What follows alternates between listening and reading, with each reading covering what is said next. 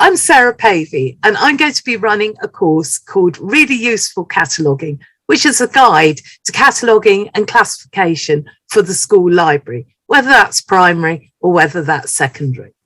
I've been a school librarian for over 20 years, and I can still remember how difficult it was when I first entered into the school library world and tried to understand how to put things in order on the shelves or to choose the right keywords or subject headings for the resources that I got so that people could find what they were looking for.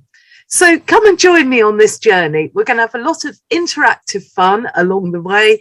And by the end of it, I'm hoping that you're going to take away some really useful practical ideas on how to organise your own libraries. So what's to stop you? Come and book up now.